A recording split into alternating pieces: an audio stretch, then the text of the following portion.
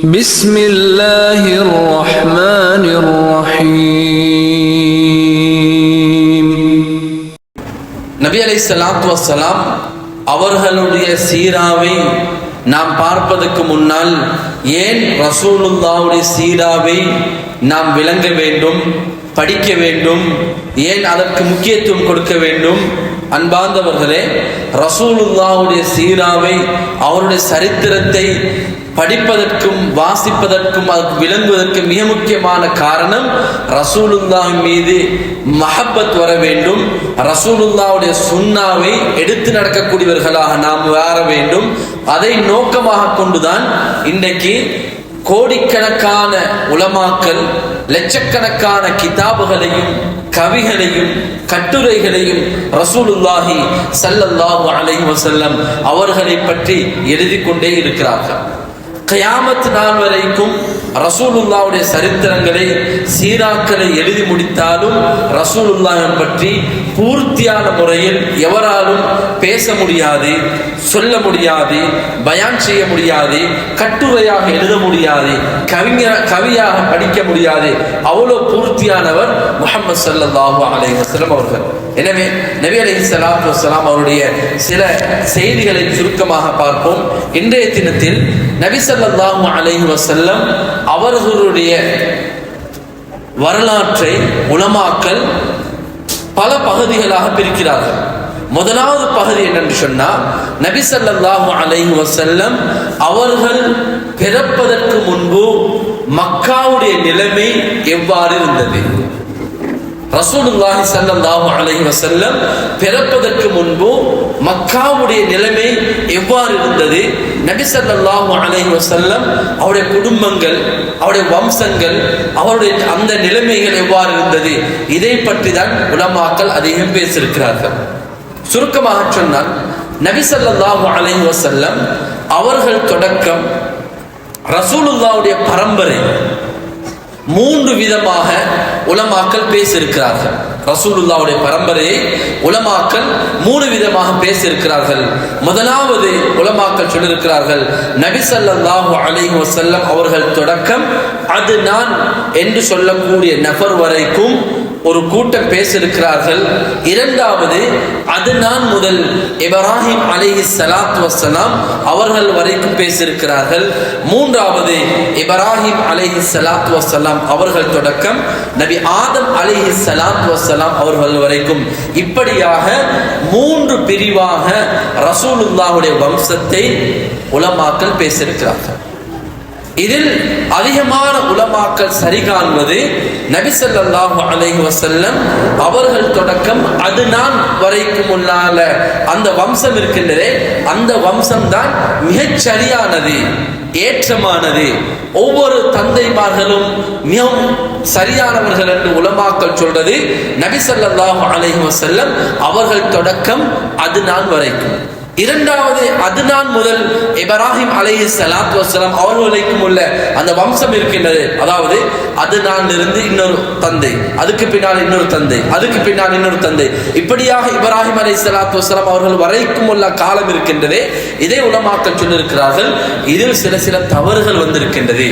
மூன்றாவது ஒரு கூட்டம் சொல்கிறார்கள், இப்ராஹிம் அலைஹிஸ்ஸலாத்து வஸ்ஸலாம் அவர்கள் தொடக்கம் ஆதம் அலைஹிஸ்ஸலாத்து வஸ்ஸலாம் அவர்கள் வரைக்கும். இந்த தொடரை அதிகமான உலமாக்கள் இதில் கருத்து வேறுபாடு இருக்கின்றது என்று சொல்லியிருக்கிறார்கள். முதலாவது பிரிவில் எங்களுக்கு தேவையானது, முதலாவது முஹம்மது ஸல்லல்லாஹு அலைஹி வஸல்லம் அவர்கள், அவருடைய தந்தை அப்துல்லா, அவருடைய தந்தை அப்துல் முத்தலிப், அவருடைய தந்தை ஹாஷிம், அதுக்கு பின்னால அத்னான் வரைக்கும் உள்ளால ஒவ்வொரு தந்தையாக மாறி மாறி போகிறார்கள். எங்களுக்கு தேவையானவர்கள் ரசூலுல்லாஹ்வுடைய சரித்திரத்தில் அதிகமாக பயன்படுத்தப்படக்கூடியவர் முஹம்மது ஸல்லல்லாஹு அலைஹி வஸல்லம், அவருடைய தந்தை அப்துல்லா, அவருடைய தந்தை அப்துல் முத்தலிப், அவருடைய தந்தை ஹாஷிம். ஹாஷிம் என்பவர் நபி அலைஹிஸ்ஸலாத்து வஸ்ஸலாம் அவருடைய பாட்டனார்களில் ஒருவர். ரசூலுல்லாஹ்வுடைய வாப்பட ஹாஷிம். ஹாஷிம் அவருடைய பெயர் அம்ர் என்று தான் அவருடைய பெயர் இருந்துச்சு. அவருடைய பெயர் அம்ர் தான் இருந்துச்சு. அப்து மனாஃப் அப்துத்தார், அப்து மனாஃப் சொல்றது ஹாஷிம் அவர்களுடைய பாட்டனார் பேர் அப்து மனாஃப். மக்கால கஅபா இருந்துச்சு. இப்ராஹிம் அலைஹிஸ்ஸலாத்து வஸ்ஸலாம் அவர்களால் கட்டப்பட்ட கஅபா இருந்துச்சு. இந்த கஅபாவை பரிபாலனம் செய்யக்கூடிய பொறுப்பு ஹரம் ஷரீஃப்ல எந்த கோத்திரம், எந்த குடும்பம், இப்போ நாங்கள் எங்கட பாசையில சொல்றேன்னு சொன்னா எங்களுக்கு மத்தியில் ராயல் ஃபேமிலின்னு சொல்லுவோம், கண்ணியமான குடும்பம்னு சொல்லுவோம். அவங்களுக்கு தான் சில பொறுப்புகளை கொடுப்பாங்க, எல்லாருக்கும் கொடுக்க மாட்டோம் அப்படின்ற சில பழக்கம் இருந்துச்சு. அதே மாதிரி தான் ரசூலுல்லாஹ் காலத்துக்கு முன்னாலேயும் எந்த குடும்பம் மக்களுக்கு மத்தியிலே பிரபல்யமாக இருக்கிறாங்களோ, கண்ணியமாக இருக்கிறாங்களோ, அவங்களுக்கு தான் கஅபாவுடைய பரிபாலனத்தை கொடுப்பாங்க. கஅபாவுடைய பரிபாலனம் அப்து மனாஃப் அவர்களுக்கு கிடைக்குது. அப்து மனாஃப் யாரு? நபி ஸல்லல்லாஹு அலைஹி வஸல்லம் அவருடைய பாட்டனார்களில் ஒருவர் தான் அப்து மனாஃப். அப்து மனாஃப் அவரோட ஜொப் என்னன்னு சொன்னா, மதீனாலிருந்து ஷாம்ல இருந்து கஅபாவுக்கு வரக்கூடிய ஹஜ்ஜாஜிகளுக்கு தண்ணீர் கொடுக்கக்கூடிய, சாப்பாடு கொடுக்கக்கூடிய பொறுப்பை அப்து மனாஃப் மிகவும் அழகான முறையில் செய்து வந்தார்.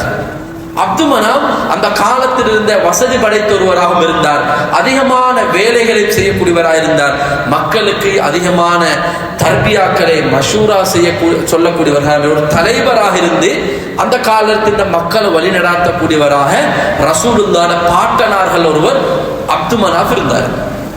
அப்து மனாஃபுடைய வஃபாத்துக்கு பின்னால ஹாஷிம் அவரோட மகன் ஹாஷிம் வாராரு. ஹாஷிம் அவரோட பேர் அம்ர். எப்படி ஹாஷிம்னு மாறிச்சுன்னு சொன்னா, ஹாஷிம் வந்ததுக்கு பின்னால மக்கால ஒரு அலை வந்துச்சு, எல்லாரும் ஹாஷிமைத்தான் எல்லா இடத்துலையும் முதன்மைப்படுத்தினாங்களாம். இதுக்கு முன்னால் உள்ள கண்ணியத்தை ஹாஷிமுக்கு கொடுத்தாங்களாம். ஹாஷிமும் வந்து செஞ்ச வேலை ஹஜ்ஜாஜிகளுக்கு தண்ணீருக்குள்ள ஏற்பாடை செஞ்சு கொடுத்தாரு, சாப்பாட்டுக்குள்ள ஏற்பாடு செஞ்சு கொடுத்தாரு, வரக்கூடிய பிரயாணிகளுக்கு ஏற்பாடு செஞ்சு கொண்டு அவரும் ஒரு தலைவராக இருந்து கஅபாவுடைய பரிபாலனத்தை மிகவும் அழகான முறையில் செஞ்சார். அம்ர் அவர பேர். இவர் ஹஜ்ஜாஜிகளுக்கு ஒரு விதமான சாப்பாடை செஞ்சு கொடுப்பாரு. இன்னைக்கு எங்கட பாசையில சொல்றேன்டா, தக்கடி இருக்குது, தக்கடி. அத அம்ர் என்பது ஹாஷிம். அம்ர் என்ன செய்வார்னு சொன்னா, ரொட்டியை பிச்சு பிச்சு பிச்சு அதுல ஆணத்தை கலந்து தக்கடி போல செஞ்சு கொடுப்பாராம் வார ஹாஜிமார்களுக்கு. இப்படியான செய்யற வேலையின் காரணமாக அங்குள்ள மக்கள் வந்து அம்ருடைய பேரை மாத்தினாங்களாம், ஹாஷிம் மாத்தினாங்களாம். அம்ருடைய பேர் மாறிச்சு ஹாஷிம். எப்படின்னு சொன்னா, இவரு தக்கடியை பிச்சு பிச்சு, அதாவது ரொட்டியை பிச்சு பிச்சு தக்கடி போல செஞ்சு வரக்கூடிய ஹாஜிகளுக்கு சாப்பாடாக கொடுப்பார். ரெண்டாவது இவர் அறிமுகப்படுத்தினது, முதலாவது சாப்பாடை கொஞ்சம் நல்லதாக கொடுத்தாரு, ரெண்டாவது அறிமுகப்படுத்துறாரு. நாங்க ஒவ்வொரு நாளும் ஓதக்கூடிய சூறால தான் ஈலாஃபி குரைஷ் ஈலாஃபிஹிம் ரிஹ்லத்தஷ் ஷிதாஇ வஸ்ஸைஃப்.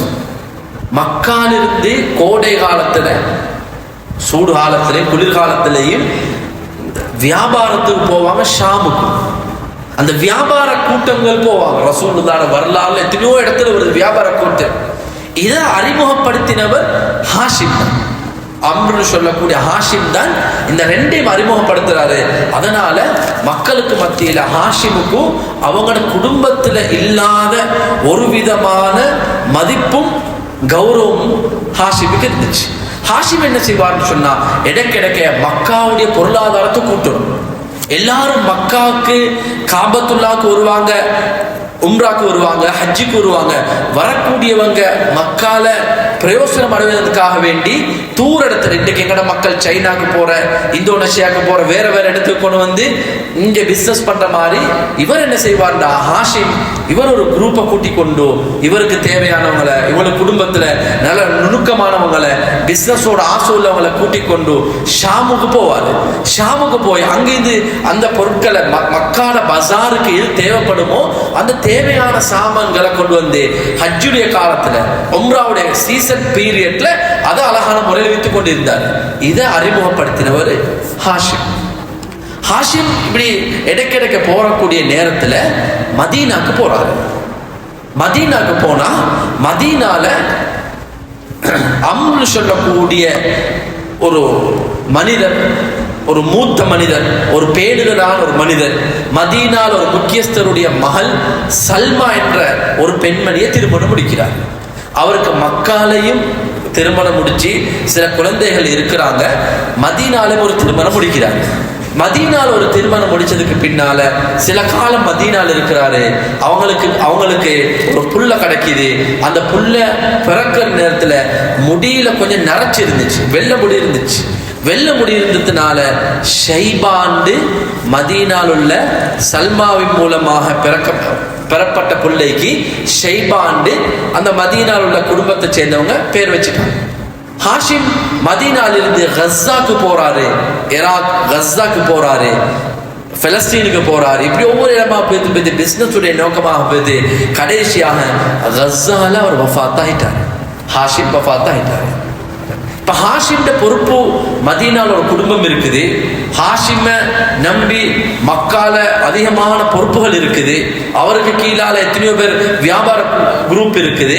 இதெல்லாம் ஹாஷிமுக்கு 2-3 சகோதரர் இருந்தாங்க. அதுல ஒரு சகோதரர் தான் முத்தலிப் சகோதரர். இவர் என்ன செய்யறாரு, நானாட எல்லா பொறுப்பையும் எடுக்கிறாரு. நானாட அமானிதங்களையும் எடுக்கிறாரு.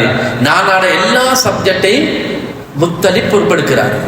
முத்தலிப் பொறுப்பெடுத்து அவரு மக்கால கபாவுடைய நிர்மாண பணியை செஞ்சு கொண்டு கபால் உள்ள ஹஜ்ஜாஜிகளுக்கு வரக்கூடிய தேவைகளை முடிச்சு கொண்டிருக்கக்கூடிய நேரத்துல இவருக்கு ஒரு செய்தி கேள்விப்படுது, எனது சகோதரன் ஹாஷிமுக்கு மதீனால ஒரு குடும்பம் இருக்குது.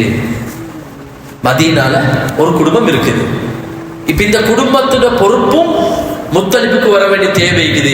அந்த குடும்பத்தின் நிலைமை எப்படி இருக்குமோ அவர் யோசிச்சுட்டு உடனே யாருக்கும் சொல்லாம மதீனாக்கு போறாரு. முத்தலிப் மதீனால தேடுறாரு. இவரோட குடும்பம் எங்க இருக்கு யாருக்கும் தெரியா. இறுதியாக அந்த குடும்பத்தை கண்டுபிடிக்கிறாரு. அங்க போய் பார்த்தா அந்த ஷைபான்னு சொல்லக்கூடிய அந்த புள்ளைக்கு 7 அல்லது 8 வயசு. 8 வயசுக்குள்ள இவர் முத்தலிப் சொல்றாரு, இந்த புள்ள எங்கட நானட புள்ள, இவருக்கு மிகப்பெரிய பொறுப்புகள் இருக்குது. எங்க நானவன் கபாவுடைய நிர்மாண பணிகளை, அதாவது கபாவுடைய பராமரிப்பு பணிகளை வரக்கூடிய ஹஜ்ஜாஜிகளுக்கு பெரிய பங்களிப்பு செஞ்சு கொண்டு வந்தவர், இவரை தலைவராக்கணும். எனவே நான் ஷைபாவை மக்காவுக்கு கூட்டிக் கொண்டு போக போறேன்.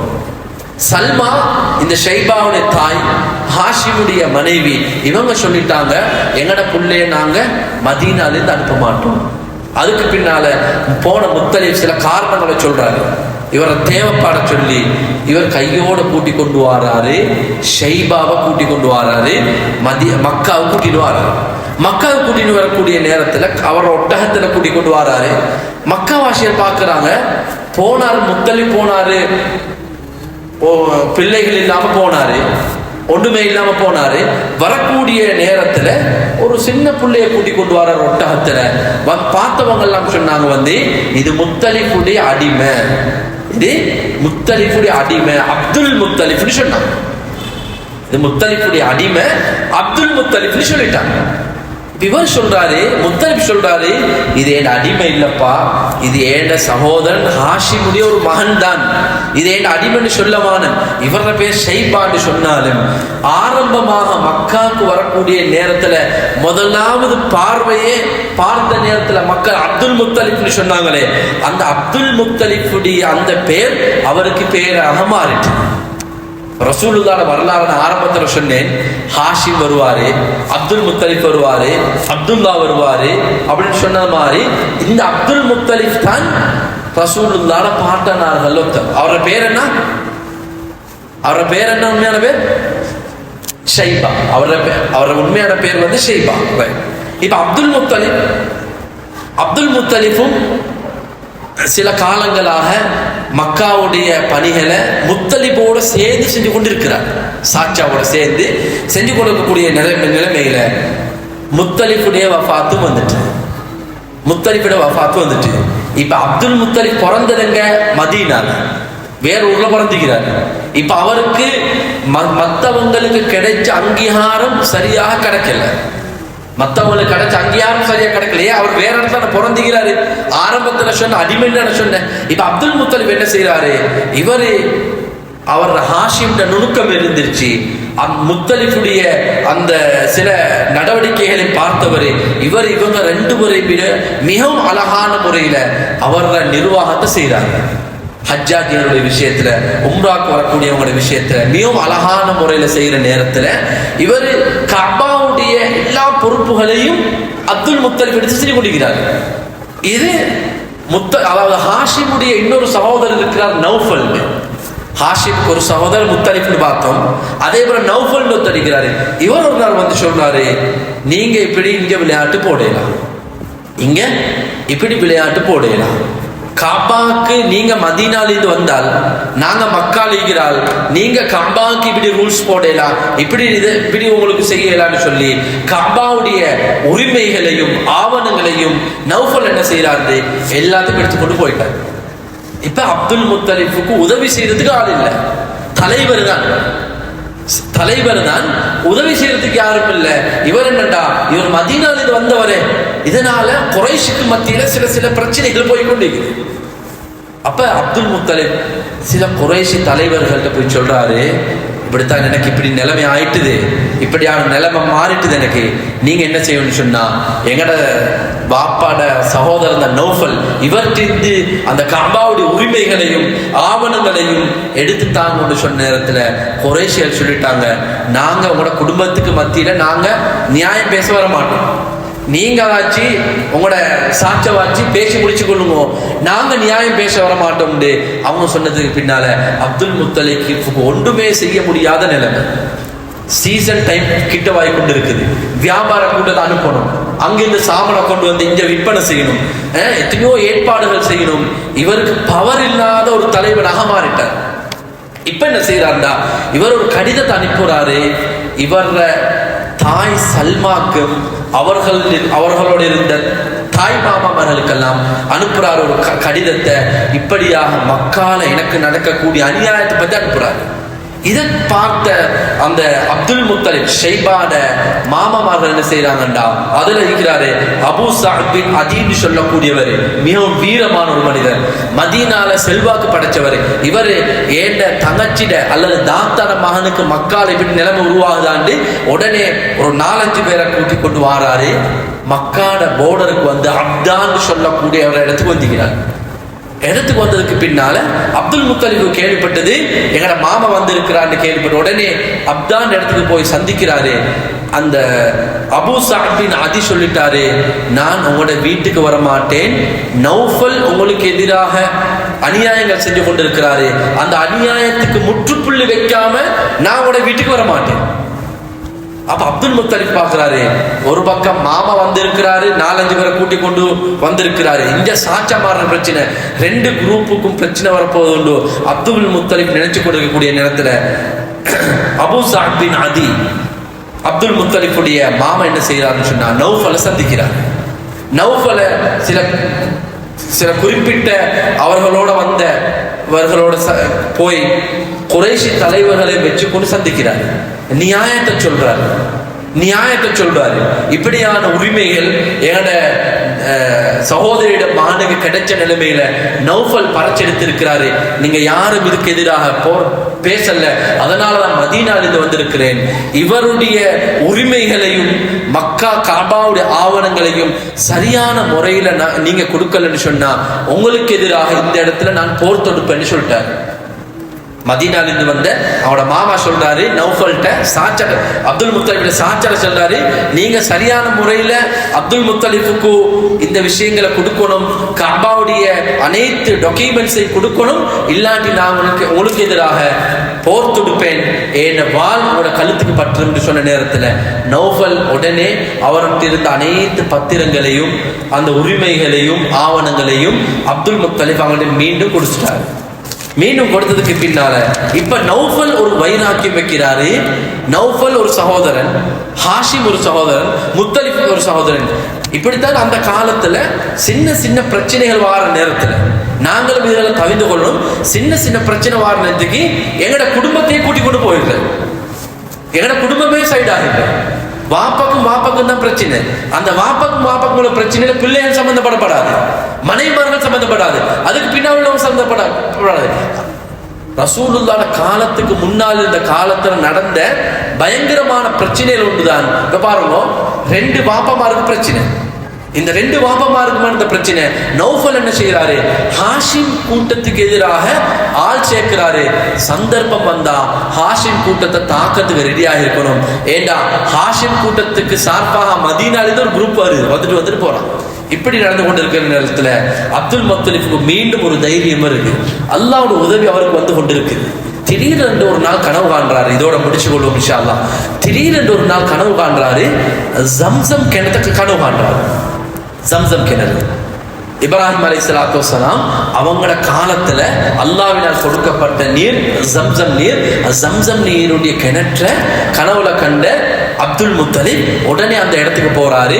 அதை தோண்டி பார்த்தா மக்காவிலிருந்து வெளியேற்றப்பட்ட ஜுர்ஹும் கோத்திரத்தினால வெளியேற போகும்பொழுது வைக்கப்பட்ட ஆவணங்கள், அவங்க பாவிச்ச வாள்கள், அவங்களோட சில கொம்புகள் இருந்துச்சு. இவர் எல்லாத்தையும் எடுக்கிறார். எல்லாத்தையும் எடுத்து அதை அழகான முறையில் செஞ்சு கஅபாவுக்கு ஒரு கதவாகவும் பூட்டாகவும் போட்டார் அப்துல் முத்தலிப். போட்டு அந்த கிணத்தை சுத்தம் செஞ்சு மீண்டும் அல்ஹம்துலில்லாஹ் ஜம்சம் தண்ணியை மீண்டும் கொண்டு வர்றாரு அப்துல் முத்தலிப். இப்ப இந்த செய்தி கேள்விப்படுது, திருப்பியும் கேள்விப்படுது. பாருங்க, மதீனாலிருந்து ஒருத்தர் வந்தாரு, இப்ப எல்லாம் ஆட்சி செஞ்சு கொண்டு இருக்கிறாரு, இப்ப ஜம்சமே கொண்டு வந்துட்டாரு, எல்லாரும் கொடுத்து கொண்டிருக்கிறாரு. இப்போ குறைஷிகள் ஃபெஸ்ட்டுக்கு வேற ஆட்கள் போட்டி போட்டாங்க. இப்ப குறைஷிகள் சொல்றாங்க அப்துல் முத்தலிப்ட, நீங்க ஜம்சமை நீங்க கொடுக்குற விளையாட்டை விட்டுடுங்க, இதுல எங்களுக்கும் உரிமை. உங்களோட பேரை மட்டும் லேபிள்ல போடப்படாது. இதுக்கு நாங்க தான் மக்கால சிறந்த குடும்பம், குறைஷ் கோத்திரம். எனவே இந்த ஜம்சம் உங்களுக்கு மட்டும் இல்லை, எங்களுக்கும் சொந்தம். இப்படியா பேச்சுவார்த்தை போற நேரத்துல ஒருத்தர் சொல்றாரு, நீங்க ஷாம்ல ஒரு பெண்மணி இருக்கிறா, அந்த பெண்மணியை குறி சொல்லக்கூடிய பெண்மணி, அந்த பெண்மணிகிட்ட போய் கேளுங்கோ, இது யாருக்கு சொந்தன்னு கேளுங்க. அப்ப அப்துல் முத்தலிப் சொல்றாரு, பிரச்சனை இல்லை. அப்துல் முத்தலிப் அவர் சொல்றாரு, பிரச்சனை இல்லை, நாங்க எல்லாரும் போம், அந்த பெண்மணியிட்ட கேட்போம், பெண்மணி எதை முடிவாக சொல்றாங்களோ அதை நாங்க முடிவாக எடுப்போம். உங்களுக்கு தான் உரித்துன்னு சொன்னாங்கண்டா நான் விட்டுடுவேன், நீங்க அதை பராமரிங்க. அவங்க எனக்கு உரித்துன்னு சொன்னா நீங்க விட்டுடணும், நான் தான் அதை பராமரிப்பேன். இந்த எக்ரிமெண்டோட போறாங்க ஷாமுக்கு. போகக்கூடிய நேரத்தில் நீண்ட நேர பயணம், போகக்கூடிய நேரத்துல கொண்டு போன சாமான், சாப்பாட்டு சாமான், குடிபான சாமான் எல்லாம் முடிஞ்சிட்டு தாகிச்சீராங்க, பசிச்சீராங்க. திடீரென்று ஒரு நெருக்கடியான நிலைமை வாரணத்துல குறைஷ் கோத்திரம் எல்லாம் ஒரு பக்கம் இருக்கிறாங்க, அப்துல் முத்தலிப் இன்னொரு இடத்துல இருக்கிறாரு. அல்லாஹ்வுடைய ஏற்பாடு ரிவாயத்துல வருது, அப்துல் முத்தலிஃபுக்கு மாத்திரம் அல்லாஹ் மலையவே பொழிவிக்கிறான். அப்துல் முத்தலிப் மட்டும் மழை பெய்யுது, அவங்க மட்டும் அதுல தண்ணி எடுத்து குடிச்சு கொண்டு அவங்க சந்தோஷமாக இருக்காங்க.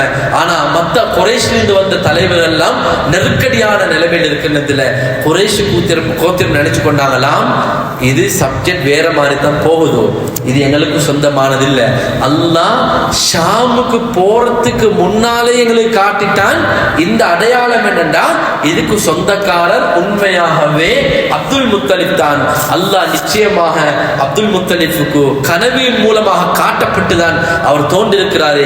எனவே நாங்கள் எல்லாரும் இந்த பரிவார பொறுப்பை ஜம்சம் கிணத்தையும் அப்துல் முத்தலிஃபுக்கு கொடுத்துருவோம்னு சொல்லிட்டு முடிவெடுத்து அவங்கள போய் சொன்ன நேரத்தில் அப்துல் முத்தலிஃபுக்கு இந்த செய்தி கேள்விப்பட்டு சந்தோஷப்பட்டு சொல்றாரு, அல்லாஹ் எனக்கு 10 ஆண் குழந்தைகளை தந்தா, அந்த ஆண் குழந்தைகள் எனக்கு உதவி செய்யக்கூடிய காலம், அதாவது பருவ காலம் வந்துட்டுதுன்னு சொன்னா அவர்கள் ஒத்தர நான் அல்லாஹ்வோட பாதையில பலியாக கொடுப்பேன். ஏன் இப்படியான நெருக்கடியான நிலைமையில அல்லாஹ் மலையை பொழிவிச்சு எனக்கு உதவி செஞ்சானே, அந்த காரணத்துக்காக வேண்டி நான் இப்படியான ஒரு நேர்ச்சை வைக்கிறேன்னு சொல்லி 10 ஆண் குழந்தைகள் அதுல ஒரு பிள்ளைய நேர்ச்சி வச்சுட்டாங்க. அப்ப 10 ஆண் குழந்தைகள் கிடைக்குது அவங்களுக்கு. 10 ஆண் குழந்தைகள்ல நாங்க இன்ஷா அல்லாஹ் அடுத்த வகுப்புல பார்ப்போம். 10 ஆண் குழந்தைகள்ல ரசூலுல்லாஹ்ட வாப்பட பேரு தான் அங்க வருகிறது. அறுத்து பலியிடுண்டோ, ரசூலுல்லாஹ்ட வாப்பட பெயர் வந்து அறுத்து பலியிட்டால் ரசூலுல்லாஹ்வும் இல்லை. அதுக்கு பின்னால் இன்ஷா அல்லாஹ் ஏதோ ஒரு நிலைமைகள் வந்து இந்த அறுத்து பலியிடுற விஷயங்கள் வித்தியாசமா மாறுது. இன்ஷா அல்லாஹ் அடுத்த வகுப்புல